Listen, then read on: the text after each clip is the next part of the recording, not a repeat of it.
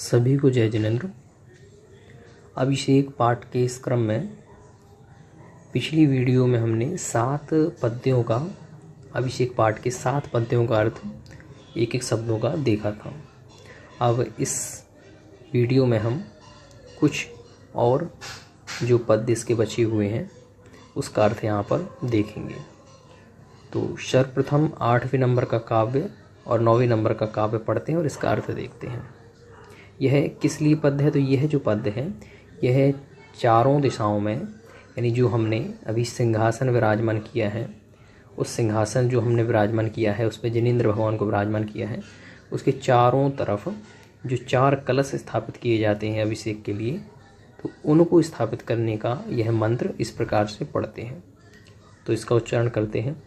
श्री तीर्थ कृत्स्नपनवर्य विधौ सुरेन्द्रः क्षीराब्दिवारिभिरपूरय दुग्धकुम्भान् यास्तान्दृशान्निव विभाव्य यथाहरणीयान् संस्थापये कुसुमचन्दनभूषिताग्रान् 7 कुम्भीयकुम्भौघान् क्षीराब्दिस्तोयपूरितान् स्थापयामि जिनस्नान चंदनानि सुचर्चितान्। तो देखिए क्या कहते हैं, एक एक शब्दों का अर्थ देखिए। चारों कलश स्थापन करने का मंत्र। तो कह रहे हैं श्री तीर्थ कृत, यानी तीर्थ कृत का मतलब होता है जो तीर्थ को करने वाला है। यानी आपसे कहें कि अब तीर्थ बनाए तो आप तीर्थ नहीं बना सकते। जो तीर्थंकर होते हैं वही तीर्थ का निर्माण करते हैं। यानी ये जो सम्मी शिखर भूमि को हम तीर्थ कहते हैं, तो क्यों कहते हैं? क्योंकि उसे तीर्थंकरों के द्वारा पवित्र किया गया उस भूमि को, तो इसलिए इन्हें तीर्थकृत कहते हैं, तीर्थ को करने वाले। श्री शब्द तो हम लगाते ही हैं, सम्मान सूचक शब्द है। तो कहा श्री तीर्थकृत, यानी तीर्थ को करने वाले जो श्री तीर्थंकर आदि हैं, है ना, अथवा अरहंत भगवान आदि। तो अरहंत तो नहीं कहेंगे, जो तीर्थंकर हैं जिनके 5 कल्याणक होते हैं, ऐसे वे तीर्थंकर जिनका जन्म कल्याणक मनाया जाता है। तो वही यहाँ पे बात कर रहे हैं श्री तीर्थकृत, है ना। अभिषेक की दृष्टि से वहाँ देखेंगे, परंतु ऐसा भी आप लगा सकते हैं जो तीर्थ को करने वाले ऐसे तीर्थंकर हैं अथवा सर्वज्ञ देव हैं, अरहंत देव हैं, कुछ भी आप लगा सकते हैं। तो श्री तीर्थकृत यानी तीर्थंकर भगवान, इनकी स्नपन वर्य विधौ। स्नपन का मतलब होता है स्नान कराना। तो कह रहे हैं श्री तीर्थंकर इनके स्नपन वर्य विधौ।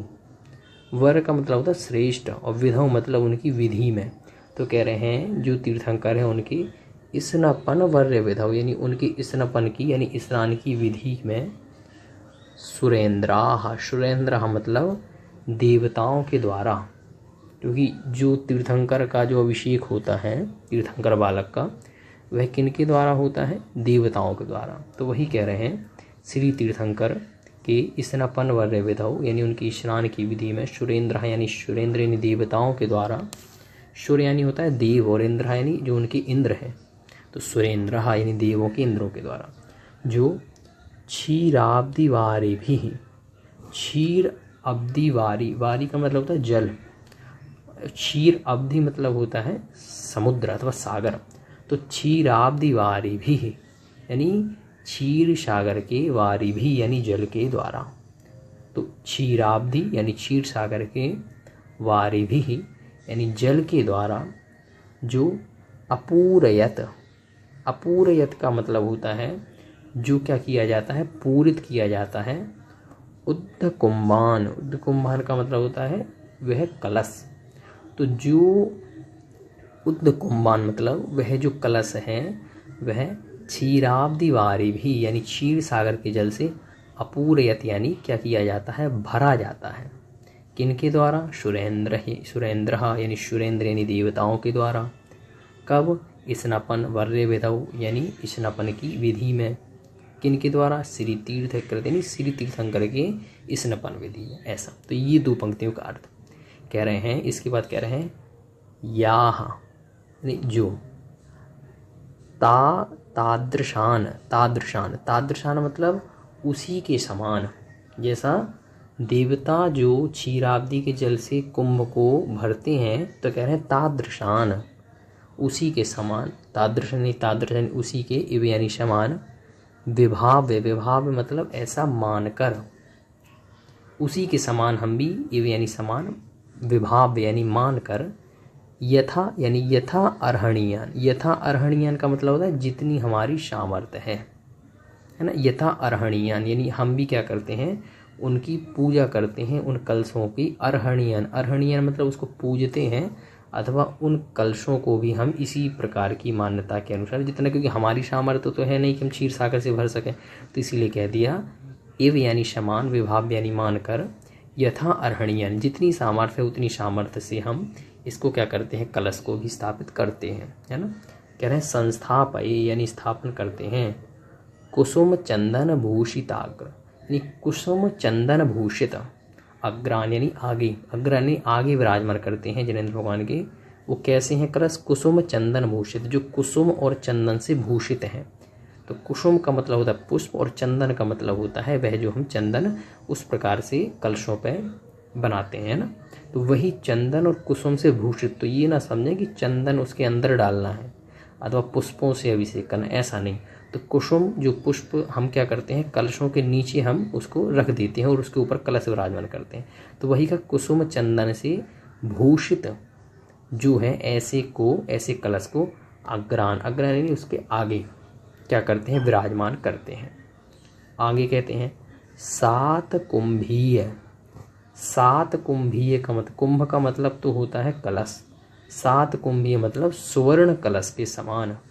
कुंभोगान यानी, कुंभोगान मतलब कुंभ के जो समूह, तो कह रहे हैं सात कुंभीय यानी सुवर्ण कलशों के समान, कुंभोगान यानी उन कलशों के समूह को, क्षीराब्देह यानी क्षीराब्दी के जल से, तोय यानी जल, देखिए तोय का मतलब क्या होता है, जल, तो क्षीराब्देश तोय यानी क्षीराब्दी के जल से, पूरितान यानी पूरित करके उन कलशों को, स्थापयामी यानी स्थापन करता हूँ, जिनस्नान जिनके स्नान के लिए, स्थापयामी यानी स्थापन करता हूँ, जिनस्नान जिनेंद्र भगवान के स्नान के लिए, चंदनादि सुचर्चितान जो चंदन आदि से अच्छी प्रकार से अर्चित किया गया है। सुचर्चितान, चर्चित का मतलब होता है जो अच्छी प्रकार से चर्चित और अर्चित यानी पूजा गया है चंदन आदि से।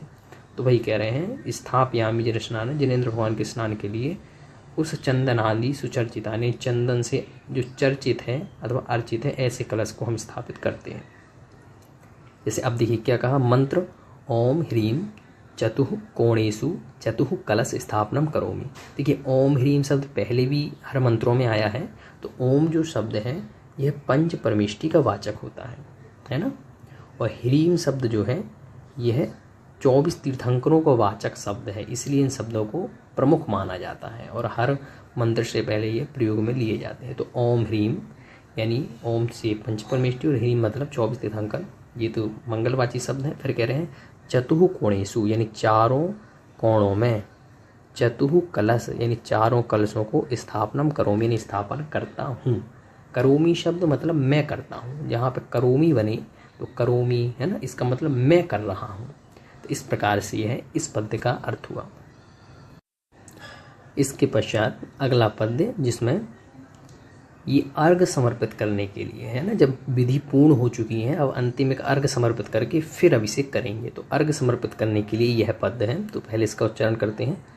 आनंद निर्भर शुर प्रमदादि गानैर वादित्रापूर जय सप्तकल प्रशस्तैः उद्गीयमान जगति पतिकीर्ति में नाम पीठस्थलिम वसुविधार्चनयोल्लसामि। तो देखिए क्या कह रहे हैं, अर्घ समर्पित करने का ये मंत्र है। तो कह रहे हैं आनंद निर्भर। आनंद निर्भर का मतलब होता है आनंद से निर्भर यानी जो क्या है, परिपूर्ण है। तो आनंद से परिपूर्ण, सुर प्रमदादि गानैर, सुर का मतलब देवता और प्रमद, प्रमद का मतलब होता है उनकी जो स्त्रियां हैं। सुर प्रमदादि यानी सुर की जो स्त्रियां हैं अथवा जो अप्सराएं हैं उनके गानैर, गानैर मतलब उनके गाने से अथवा वह जो मंगल गीत गा रही हैं। तो कह रहे हैं आनंद निर्भर, आनंद से परिपूर्ण, सुर प्रमदादि यानी देवताओं की स्त्रियों के गानैर यानी उनके मंगल गीतों से, और वादित्रपूर, वादित्रपुर, वादित्र का मतलब होता है, वाद यंत्र का मतलब होता है जो बजाए जाते हैं, है ना। तो वही कह रहे हैं वादित्रपुर यानी वाद्य यंत्रों से परिपूर्ण। जय शब्द, जय शब्द यानी जय जयकारों के शब्द से परिपूर्ण। कलप प्रशस्तई, प्रशस्त का मतलब होता है शुभ अथवा मंगल। तो कह रहे हैं कलप प्रशस्तई, तो कलप, कल का मतलब क्या हुआ, तो कल का मतलब हुआ आवाज, यानी मंगल आवाज से युक्त, जयकार के शब्दों से युक्त, वादित्र से युक्त, पूर्व मतलब युक्त, है ना। सुर प्रमदादि गाने यानी देवताओं की स्त्रियों के मंगल गीतों से युक्त। उद्गीयमान, उद्गीयमान जगतीपति कीर्तिमेनम, उद्गीयमान का मतलब होता है गाते हुए, जगतीपति कीर्तिम, जगतीपति कीर्तिम का मतलब जगत के जो पति हैं उनकी कीर्ति को, कह रहे उद्गीयमान गाते हुए, जगतीपति कीर्ति यानी जगतपति यानी तीर्थंकर जो अरहंत भगवान है उनकी कीर्ति को गाते हुए। ए नाम, जब विच्छेद करेंगे तो मे नाम जो लिखा हुआ है तो निकलेगा ए नाम, यानी ए नाम मतलब ए नाम पीठस्थली, ए नाम पीठस्थली मतलब इस पीठस्थली में यानी इस सिंहासन पे। वशु विधार्चन, वशुविध, वशुविध का मतलब 8 प्रकार के जो विध यानी प्रकार, तो 8 प्रकार के जो द्रव्य हैं अथवा अष्ट द्रव्य हैं उससे अर्चन, अर्चन मतलब यानी अर्चन करता हूँ। तो कहना क्या चाहते हैं, कहना ये चाहते हैं कि आनंद से पूर्ण सुर प्रमदादि गाने यानी जो देवता हैं उनकी स्त्रियों के मंगल गीतों से जो परिपूर्ण है, वाद्य यंत्रों से जो परिपूर्ण है, जय शब्द जहाँ पर हो रहे हैं उससे जो युक्त है ऐसा स्थान, अथवा मधुर आवाज से जो युक्त है ऐसा स्थान। उद्गीयमान यानी गाते हुए, जगतीपति कीर्ति यानी जगतीपति यानी तीर्थंकर की कीर्ति को गाते हुए, एनाम पीठस्थली इस पीठस्थली में, वशु विधार्चन यानी वशु विधार्चन मतलब अष्ट द्रव्यों से अर्चना करता हूँ। उल्लसामी, उल्लसामी मतलब उल्लसित होकर इनकी, वशुविध यानी 8 प्रकार के द्रव्यों से अर्चन यानी अर्चना करता हूँ किसकी, एनाम पीठस्थली यानी इस पीठस्थली की, इस सिंहासन की अथवा इसमें जो विराजमान है उन तीर्थंकर की। तो इस प्रकार से है इसका अर्थ बताया। और क्या कहा, ओम ह्रीम, ओम ह्रीम तो बता ही दिया। तो कह रहे हैं स्नपन पीठ स्थिताय, स्नपन यानी स्नान कराने वाले पीठ पे स्थित जो है, तो स्नपन पीठ स्थिताय यानी स्नपन पीठ में जो स्थित है उनके लिए, जिनाय ऐसे जिन के लिए, अर्घम निर्वपामिति स्वाहा, अर्घम निर्वपामिति स्वाहा यानी इनके लिए अर्घ को समर्पित करता हूँ। इस प्रकार से इसका यह अर्थ होता है। इसके पश्चात आगे ये सब विधि होने के पश्चात अब जिनेंद्र भगवान का अभिषेक करने के लिए जो मंत्र बोला जाता है उसका अर्थ देखते हैं। पहले इसका उच्चारण करते हैं। कर्म प्रबंध निघडैरपि हीनताप्तं ज्ञात्वापि भक्तिवशतः परमादिदेवं त्वां स्वीयकल्मषगणोन्मथनाय देव शुद्धोदकैरभिनयामि महाभिषेकम्। तो ये कह रहे हैं यहाँ पे, देखिए अर्थ को, कर्म प्रबंध निगडई, कर्म रूपी, देखिए ऐसा देखिए, निगडई, निगड का मतलब होता है जंजीर, निगडई यानी जंजीरों से। और कैसी जंजीरें हैं, कर्म रूपी जंजीरों से। तो कर्म निगडई, कर्म निगडई यानी कर्म रूपी जंजीरों से, प्रबंध यानी बंधे होने पर भी। तो कर्म रूपी निगडई यानी जंजीरों से, प्रबंध यानी बंधे होने पर भी, अपी लिखा हुआ ना, अपी, तो ऐसा समझे। तो कर्म रूपी जंजीर से बंधे होने पर, अपी यानी भी, हीनता आपतम जो हीनता को प्राप्त हो रहा है। तो मैं क्या हूँ, हीन हूँ अथवा हीनता को प्राप्त हो रहा हूँ क्योंकि मैं कर्म रूपी निगडई यानी जंजीरों से प्रबंध यानी बंधा हुआ हूँ।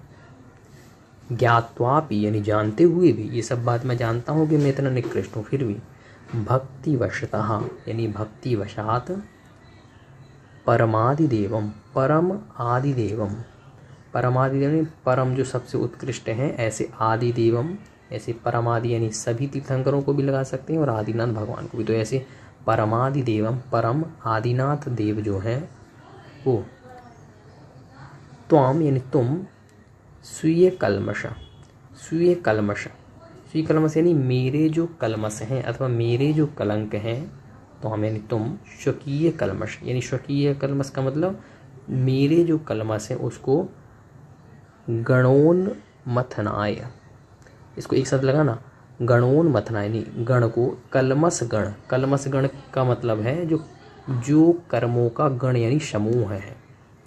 स्वीय कलमश गण यानी जो स्वयं के जो कलमश का जो गण है यानी जो कर्मों का जो समूह है उसको उन्मथनाय, उन्मथनाय मतलब उन्मथन का मतलब होता है उसको नष्ट करने के लिए। देव यानी हे जिनेंद्र देव, शुद्धोदकई यानी शुद्ध उदक के द्वारा, उदक का मतलब जल, शुद्धोदकई यानी शुद्ध उदक यानी जल के द्वारा, अभिनयामी, अभिनयामी मतलब अभिषेक करता हूँ, अथवा महाभिषेकम यानी महाभिषेक को करता हूँ, महाभिषेकम अभिनयामी यानी महाभिषेक को अभिनयामी यानी मैं करता हूँ। तो इस प्रकार से इसका अर्थ हुआ कि शुद्ध उदक के द्वारा महाभिषेकम अभिनयामी यानी महाभिषेक को मैं अभिनयामी मतलब करता हूँ। हे देव आप कैसे हैं, स्वी कलमश गण उन्मथनाय, क्योंकि मैं अपने कलमश को उन्मथनाय यानी इनको नष्ट करने के लिए आपका अभिषेक महाभिषेक करता हूँ। इस प्रकार से इसका अर्थ हुआ। अच्छा, इसका यह जो मंत्र दिया हुआ है इसका उच्चारण करते हैं। इसका उच्चारण करते हैं। ओम ह्रीं श्रीं क्लीं ऐं अर्हं वं मं हं शं तं पं वं वं मं मं हम हम शम शम तम तम पम पम झम झम झ्वीं झ्वीं छुईं छुईं द्राम द्राम द्रीं द्रीं द्रावय द्रावय नमोर्हते भगवते श्रीमते पवित्रतरजलेन जिनाभिषेचयामि स्वाहा। तो इस प्रकार से यह क्या है, अभिषेक करने का मंत्र है। इसका भी आप ऐसे ही शुद्ध उच्चारण करा करें। अच्छा, अब इसके ये जो बीजाक्षर हैं इनका अर्थ क्या है, इनका अर्थ क्या है, तो इनका जो अर्थ है जब आपको इसी क्रम में इसके अभिषेक पाठ के पश्चात जब शांति धारा पढ़ाएंगे तो इन सभी बीजाक्षरों का अर्थ जो है वहाँ पर बताएंगे। इसलिए यहाँ पे इसका अर्थ नहीं बताते हैं, केवल आप इसका शुद्ध उच्चारण देख लें और इसका ऐसे ही उच्चारण करें। इनका अर्थ आगे शांति धारा के अर्थ में आपको बताएंगे। इसके पश्चात 12वें काव्य को देखते हैं। तीर्थोत्तम भवै नीरहि क्षीरवारिधि रूप कहीं स्नापयामीषु जन्माप्तान जिनान सर्वार्थ सिद्धिदान। तो देखिए क्या अर्थ है इसका अर्थ देखते हैं। तो कहते हैं तीर्थोत्तम, तीर्थोत्तम यानी उत्तम तीर्थ से भवई, भवई मतलब जो उत्पन्न हुआ है, क्योंकि जो जल लाया जाता है वो उत्तम तीर्थ का ही लाया जाता है। तो कह रहे हैं तीर्थोत्तम भवई यानी जो उत्तम तीर्थ से, भवई यानी उत्पन्न होने वाले, नीरही, नीर का मतलब जल, उत्तम तीर्थ से उत्पन्न होने वाले नीर यानी जल के द्वारा जो कैसा है, क्षीरवारिधि, क्षीरवारिधि, क्षीरवारिधि मतलब क्षीर सावारी का मतलब होता है जल, तो क्षीरवारिधि यानी क्षीर सागर के जल के रूप कही यानी समान। तीर्थोत्तम भवई यानी उत्तम तीर्थ में हुए, उत्पन्न हुए, नीर यानी नीर के द्वारा जो कैसा है, क्षीर वारिधि रूप कही, जो क्षीर सागर के वारिधि यानी जल के रूप कही यानी समान है। ऐसे फिर कह रहे हैं स्नापयामी यानी स्नान करता हूँ, स्नान कराता हूँ। किसका स्नान कराता हूँ, जिनान यानी जिनेंद्र भगवान का, जो कैसे हैं, सर्वार्थ सिद्धिदान यानी सर्व अर्थ को और सिद्धिदान है और सर्व सिद्धि को देने वाले हैं, अथवा सर्वार्थ सिद्धि को देने वाले हैं। तो सर्व अर्थ सिद्धिदान जो सभी सिद्धियों को देने वाले हैं, ऐसे जिनान यानी जिनेंद्र भगवान का स्नापयामी यानी मैं स्नान कराता हूँ। अच्छा, और क्या है उनकी विशेषता, और है जो सुजन्माप्तान यानी जन्म आपतान यानी जन्म आपतान यानी जो जन्म से ही शु मतलब पूजित रूप को प्राप्त हुए हैं। तो कह रहे हैं जन्म आपतान यानी जन्म से ही सु यानी पूजता को प्राप्त हुए हैं। ऐसे जिनान यानी जिनेंद्र भगवान का स्नाप यानी स्नापन करता हूँ।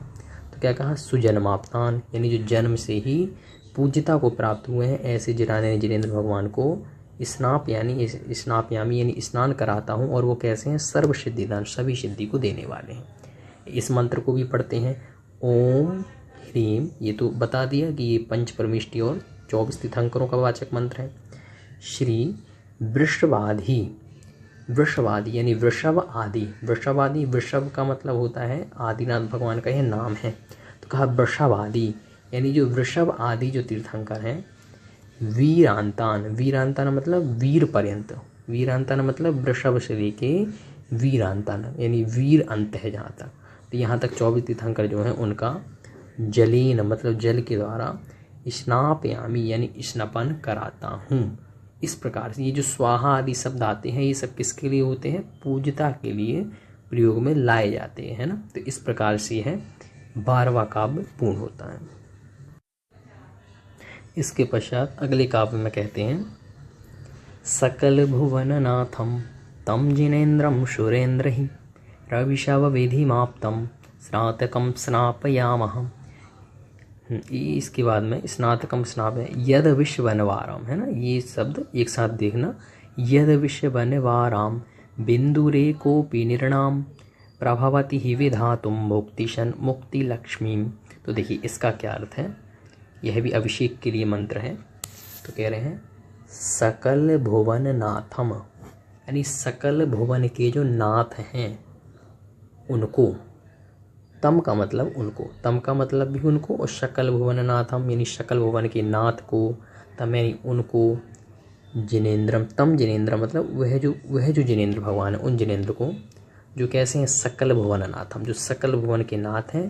तम जिनेन्द्रम उन जिनेन्द्र को, सुरेंद्रई, सुरेंद्री मतलब देवों के द्वारा, अभिषव विधिम, अभिषव विधिम का मतलब होता है अभिषेक की विधि को, आप्तम, आप्तम मतलब प्राप्त कराया गया। क्या कह रहे हैं? जो सकल भुवन नाथम सकल भुवन के नाथ हैं, ऐसे तम जिनेन्द्रम उन जिनेन्द्र देव को, सुरेंद्री मतलब देवों के द्वारा, अभिषव विधिम यानी क्या कराया गया? अभिषेक की विधि को आप्तम यानी प्राप्त कराया गया, मतलब देवताओं के द्वारा उनको अभिषेक कराया गया उनका। तो ऐसे ही जिनेन्द्र भगवान का स्नातकम, स्नातकम ये स्नातक शब्द अरहंत भगवान के लिए प्रयोग किया जाता है जो केवल ज्ञान से युक्त है। तो कह रहे हैं ऐसे स्नातकम यानी जिनेन्द्र भगवान का स्नापयामः यानी हम स्नान करते हैं, मतलब हम स्नान कराते हैं। तो कह रहे हैं जो सकल भुवन के नाथ हैं उस जिनेन्द्र देव को, जो कैसे हैं? देवों के द्वारा अभिषेक कराया गया जिनका, ऐसे स्नातक को अरहंत भगवान का हम स्नापयाम अभिषेक कराते हैं। कह रहे हैं यन विश्ववनवाराम, यद विश्ववनवाराम यानी जिनके अभिषव वनवाराम, जिनके अभिषव, अभिषवन का मतलब होता है जिनके अभिषेक की विधि का जो वाराम, वाराम का होता है जल। तो कह रहे हैं यद विश्ववनवाराम यानी यम का मतलब, अभिषव का मतलब होता है अभिषेक। तो यम यद अभिषव वनवाराम यानी जिनके अभिषेक के, वाराम यानी जल की, बिंदु, बिंदु मतलब एक छोटी सी बिंदु भी, बिंदु एको अपि, पूरा देखना, बिंदु एको अपि यानी एक बिंदु भी, नृणाम, नृणाम मतलब मनुष्यों के, क्या कहा?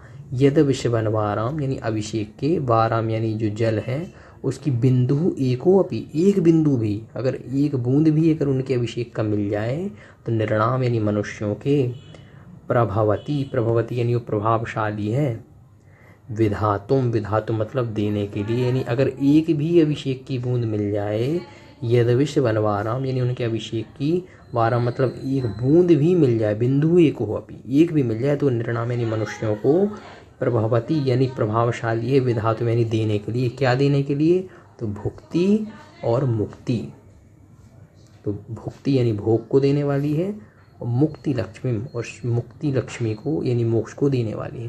तो कह रहे हैं उन जिनेन्द्र देव को जिनका देवों के द्वारा अभिषेक कराया जाता है, ऐसे स्नातक का हम अभिषेक करा रहे हैं जिनके अभिषेक की, वाराम यानी बूंद यानी जल की, बिंदु, वाराम मतलब जल, और बिंदु मतलब उनके जल की एक बूंद भी क्या करने वाली है?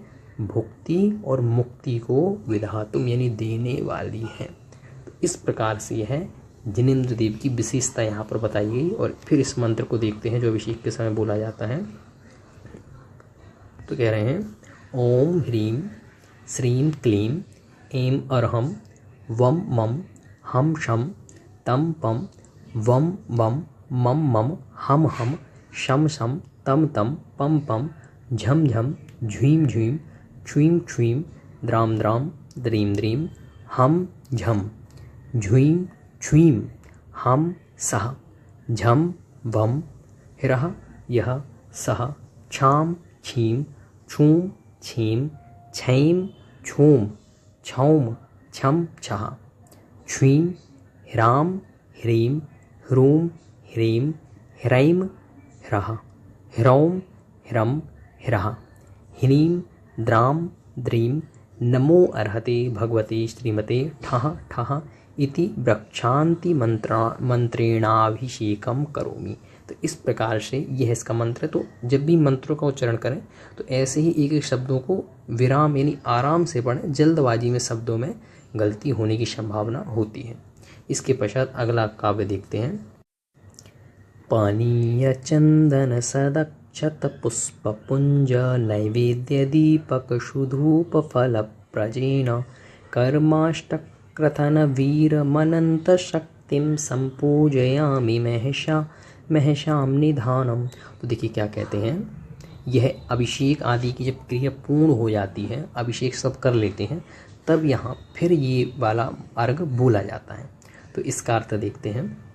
पानीय चंदन, तो बड़ा ही सरल है। पानीय यानी पानी जल, चंदन सदक्षत यानी अक्षत, पुष्प पुष्प पुंज है ना, पुष्प पुंज। अच्छा, यहाँ पे सदक्षत पुष्प पुंज, इसके बाद में नैवेद्य, फिर दीपक, धूप और फल, ये अष्टद्रव्य जो हम चढ़ाते हैं। तो पहले इनका नाम कह दिया, फिर कह रहे हैं ब्रजीन। अब देखना ब्रजीन को इसके साथ में लगाना, ये तो हो गए 8 द्रव्य जिनको हम समर्पित करते हैं। फिर कह रहे हैं ब्रजीन कर्माष्टक, है ना, इसको इसके साथ लगाना ब्रजीन कर्माष्टक। ब्रजीन का मतलब समूह, ब्रजीन मतलब समूह, कर्माष्टक यानी 8 कर्मों का ब्रजीन मतलब जो समूह है। इस 8 कर्मों के समूह को जो कथन यानी जो इसको छेदन करने वाले हैं, क्योंकि अर्घ किसको चढ़ाना है, ये जो 8 अर्घ कहे पुंज का, ये किसको चढ़ाना है, तो कह रहे हैं कर्माष्टक क्रथन यानी जो ब्रजीन मतलब संपूर्ण यानी समूह कर्माष्टक, जो 8 कर्मों के ब्रजीन मतलब समूह को क्रथन यानी इसको छेदन करने में, मतलब इसको नष्ट करने में जो वीर हैं अथवा अनंत शक्ति वाले हैं, उनको अर्घ चढ़ाएंगे ये 8। तो ऐसा यहाँ पे अर्थ लगाना है, ब्रजीन कर्माष्टक क्रथन करने वाले वीरम अनंत शक्ति वाले को संपूजयामि यानी हम क्या करते हैं, इनकी पूजन करते हैं। महशा मतलब पूरे हर्ष उल्लास के साथ में, और वह जिनकी हम पूजा कर रहे हैं वीर हैं, अनंत शक्ति वाले हैं, ब्रजीन कर्माष्टक को क्रथन करने वाले हैं, इनकी हम 8 जो पानी चंदन आदि से जो पूजन कर रहे हैं वो और कैसे हैं, तो कह रहे हैं महशाम निधानम। वो महशाम मतलब कल्याणकों का निधान है, यानी कल्याणकों का निधान है मतलब वो कल्याण करने की खान है। अथवा ऐसा भी लगा सकते हैं महशाम निधानम मतलब जिनके कल्याणक हुए हैं तो जो कल्याणकों की खान कहलाए अथवा बड़े शक्तिवान कहलाए। तो वही बात कह दी, महशा मतलब शक्ति, महशा मतलब पूरे हर्ष उल्लास के साथ में हम संपूजन में उनकी पूजन करते हैं। और वो कैसे हैं, महशाम निधानम, वो कल्याणकों से, निधान यानी कल्याणकों की खान है अथवा गुणों की खान है। तो इस प्रकार से यह इसका अर्थ होता है। अच्छा, इसके एक एक ये मंत्र भी देख लीजिए। तो कह रहे हैं ओम ह्रीम अभिषेकांत यानी अभिषेक के अंत में श्री वृषभादि यानी श्री जो वृषभ आदि जो वीरांतेभ्यो जो वीर पर्यंत जो तीर्थंकर है उनका अर्घ्यम निरूपामदि स्वाहा उनके लिए हम अर्घ को समर्पित करते हैं। तो इस प्रकार से यह इस अर्घ का भी हमने यहाँ पर अर्थ देख लिया। अब इसके पश्चात जो बचे हुए 5-6 पद हैं उनका अर्थ हम अभिषेक पाठ की तृतीय वीडियो में, है ना, तो अभिषेक पाठ का जो अगला क्रम आएगा उसमें तीसरी वीडियो में हम अभिषेक के ये जो 5-6 पद बचे हुए हैं उनका भी हम पूर्ण अर्थ देखेंगे। तो आज के लिए इतना ही। सभी को जय।